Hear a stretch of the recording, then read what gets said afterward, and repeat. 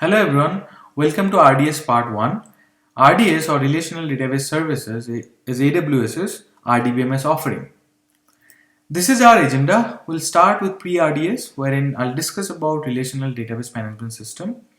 Then we'll have a little introduction on RDS, different components of RDS, how high availability can be achieved using this service, followed by a demo, how maintenance and upgrades are done in RDS database engines, and then we'll conclude this part with backup and restore. Relational database management has ruled the database world for a long time now. Even though we have NoSQL databases, but they are not going to replace RDBMS. For OLTP workloads or online transactional processing workloads, RDBMS databases are still better than many others. I think most of you might not be from any database background, so let's talk about RDBMS a little bit. This is the full form with a lot of stress on the term relational, because RDBMS is based on keeping relations between multiple tables with the help of primary and foreign keys. As I said, primary key and foreign key are the keys to the word relational. SQL is used to retrieve data from RDBMS. All RDBMS database engines out there like Oracle, DB2, Microsoft SQL Server, MySQL, etc., all of them support SQL. In RDBMS, we have tables, columns, rows, and then referential integrity. Multiple tables are related to each other via referential integrities. Creating multiple tables and putting related data together is called normalization. These are the different RDBMS engines available. We have Oracle, Microsoft SQL Server, IBM DB2, PostgreSQL, MySQL, etc. We have two tables here, one blue table and one orange table, with a few rows in each one of them and columns. Number of columns in a single table should be same for all the rows. If certain rows do not have any value for a particular column, then null should be put there. These are the primary keys of the tables. This is the foreign key of table 1. This foreign key and this primary key have the same value. And these two tables are linked together by these two keys, which have the same value. Let me give an example. We have employee table here. In employee table, you have employee ID, employee name, employee salary, department ID, which this employee belongs to, department manager, and department location. Suppose we have 1 million employees. Multiple employees can belong to the same department. So these three columns would give redundant data. In fact, a lot of them will give redundant data. So what RDBMS does, it separates this table to a different one, which is called department table. And department ID, department manager, and department location is kept here. Now, we cannot separate totally these two because they are related to each other. What RDBMS does here is, it keeps the department column in employee table also. And here in department table also we have department ID. So using this department ID column, both employee table and department table are linked to each other. In department table, department ID is the primary key, and in employee table, department ID is the foreign key. In employee table, employee ID is the primary key. RDS or Relational Data Services is AWS's RDBMS offering as a managed service. It is a fully managed database service. As usual, system DBAs are not needed anymore. CPU, memory, storage, and input-output operations are all independent components. All can be adjusted separately than one another as per the requirement. Requirement as in your application requirement or your workload requirement. Database backup, restore, patching, everything is managed by RDS automatically. Of course, you have to configure a few stuff. Remote access to database servers are not provided. This means you cannot log into the server or machine where the database engine is being hosted. Typically, databases are installed on a server and DBAs are given access to log into that server for maintenance and operational work. But in RDS, all these are managed by RDS itself. So no login is required at all. There are different licensing models available in RDS. Let's see different components in RDS. First thing is the database instance, which is nothing but an instance or a virtual machine where your database engine would be installed. Actually, what happens behind the scene is that an EC2 instance is launched by RDS and the database engine is installed by RDS on this EC2 instance. Then we have different database engines. RDS supports MySQL, MariaDB, Oracle, PostgreSQL, and SQL Server. RDS DB instances are denoted by instance classes, which are exactly similar to EC2 instance types. The only difference is that it is preceded by the word DB.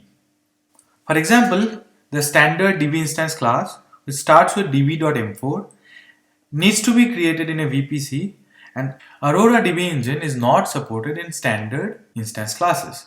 Then you have memory optimized, which is db.r3. If you see, db has been added at the beginning. Then m4, r3 are similar to EC2 instance types. All database engines are supported in memory optimized instance classes. Then you have general purpose, which are burstable database instances, and they are denoted by db.t2. The concept of region, AZ, and security groups are exactly same as we have discussed earlier. While creating the instance, database name has to be provided. For MySQL and MariaDB, multiple databases can be hosted inside of a single instance. And database name is the name of the database which is created while launching the instance. In Oracle, we can only have one database per instance. For PostgreSQL, multiple databases can be hosted per instance. The differences you see here are because of the architectural implementation of each database engines. This is not an AWS limitation. You can launch an RDS instance in a VPC as well. The concept of VPC is no different than what we have discussed earlier.